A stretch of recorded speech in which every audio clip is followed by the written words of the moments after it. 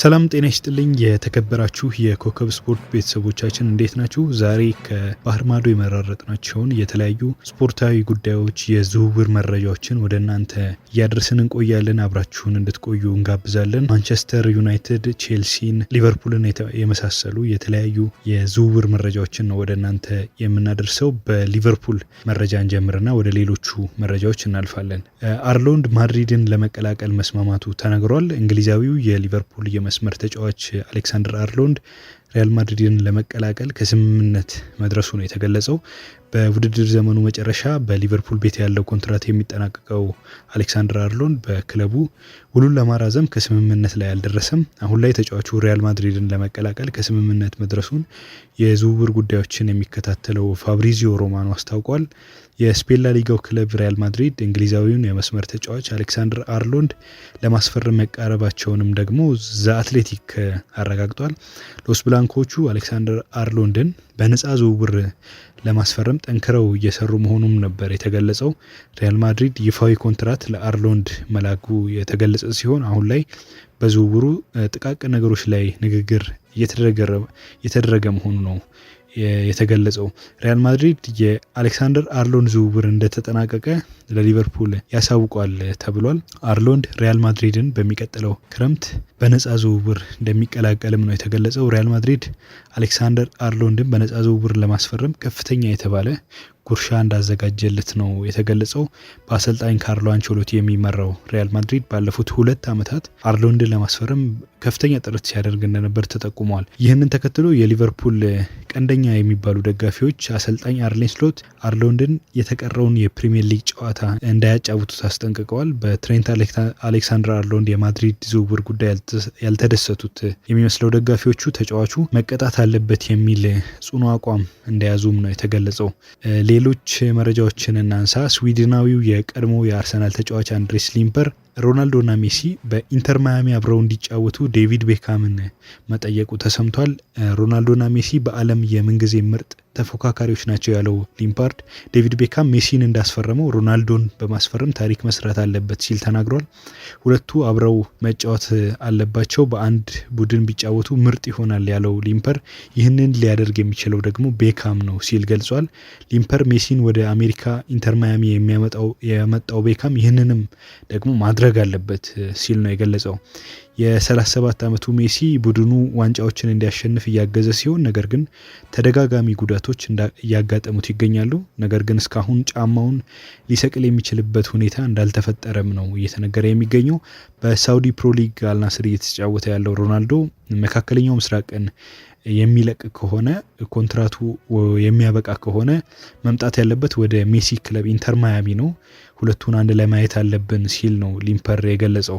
ማንቸስተር ዩናይትድን የተመለከተ ሌላ መረጃ እናንሳ። ማንቸስተር ዩናይትድ በክረምቱ ወደ 10 የሚደርሱ ተጫዋቾችን በቋሚነት ከክለቡ ለማስወጣት እንዳቀደ ታውቋል። ሩበን አሞሪም በክለቡ ስር ነቀል ለውጥ ለማምጣት በውሰት ያሉ ተጫዋቾችን ጨምሮ 10 ተጫዋቾችን ከክለቡ ለማሰናበት እንዳቀዱ ነው የተገለጸው። በዚህ መሰረት በውሰት የሚገኙት አንቶኒ ዶ ሳንቶስ፣ ማርከስ ራሽፎርድ እና ጄደን ሳንቾ እንደሚሸጡ ዴይሊ ሜል ይዞት የወጣው ዘገባ አመልክቷል። ሌሎች የሚሰናበቱ ተጫዋቾችን ስንመለከት ካስሜሮ፣ ኤሪክሰን፣ ሊንድሎፍ፣ ማላሲያ፣ ሾው፣ ኢቫንስ እና ሂተን ከሚሸጡት ተጫዋቾች መካከል እንደሆኑ ነው የተነገረው። ከሚሸጡት ተጫዋቾች የሚገኘው ገንዘብ ቡድኑን ለማጠናከር እንዲውል ማሰቡ ነው ማንቸስተር ዩናይትድ የተገለጸው። ሩበን አሞሪም ከወራት በፊት አንዳንድ ተጫዋቾች የቡድን ፕሮጀክቱ አካል እንዳልሆኑ ማወቅ አለባቸው ብለው ተናግረው ነበር። እነዚህ ተጫዋቾች ራሳቸውንም ያውቃሉ ሲሉም ነበር ገልጾ የነበረው። የማንቸስተር ዩናይትድ ባለድርሻ የሆኑት ራትክሊፍ በበኩላቸው ከዚህ በፊት እንደተናገሩት በቡድኑ አላስፈላጊና ከፍተኛ የተባለ ደሞዝ የሚከፈላቸው ተጫዋቾች እንደሚገኙ ገልጸው እንደነበር ይታወቃልና ከዚህ ጋርም ተያይዞ ጄደን ሳንቾ፣ ካስሜሮ፣ አንቶኒ፣ ሆይሉንድ፣ ማርቲኔዝ እንዲሁም አንድሬ ኦናና እንደሚገኙበት ተነግሮ ነበር። ሊቨርፑልን የተመለከተ መረጃ እናንሳ። ሊቨርፑል ብራይተኑን ዣኦ ፔድሮ ተጫዋች ለማስፈረም ጠንከር ያለ ንግግር እያደረገ መሆኑ ተገልጿል።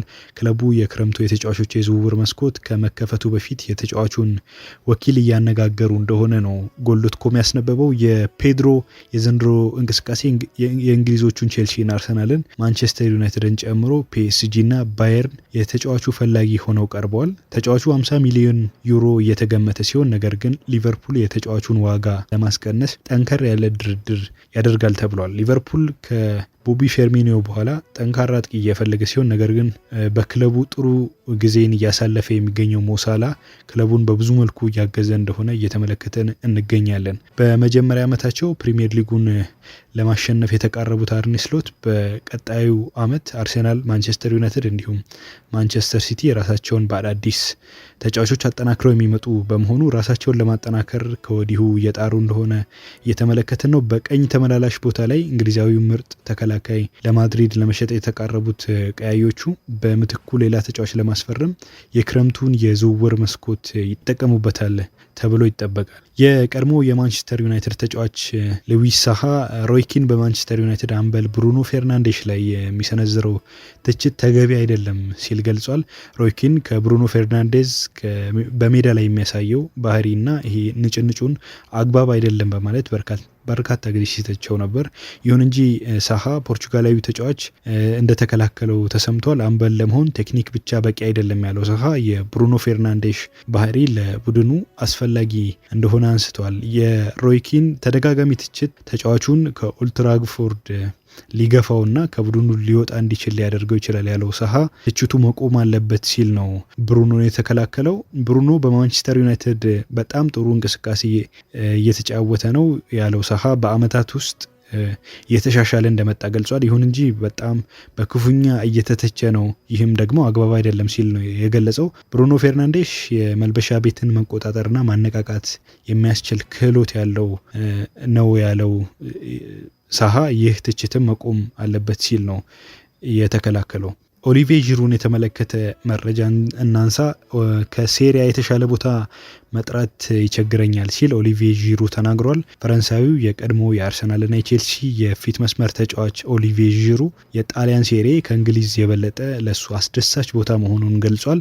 እንግሊዝ ውስጥ 9 ውብ ዓመታት አሳልፍ ያለው ኦሊቬ ዢሩ ነገር ግን ከጣሊያን ሴሪያ የተሻለ ቦታ ማግኘት በጣም ከባድ ነው በማለት ነው የተናገረው። ደጋፊዎች ለእግር ኳስ ያላቸው ፍቅር የተለየ ነው፣ ከዚህ በፊት እንደዚህ አይነት ነገር አጋጥሞኝ አያውቅም ሲል ነው ዢሩ የተናገረው። ሳንሲሮ ትክክለኛው የእግር ኳስ መኖሪያ ቦታዋ ነው ያለው ዢሩ በጣሊያን ደስተኛ መሆኑን ተናግሯል።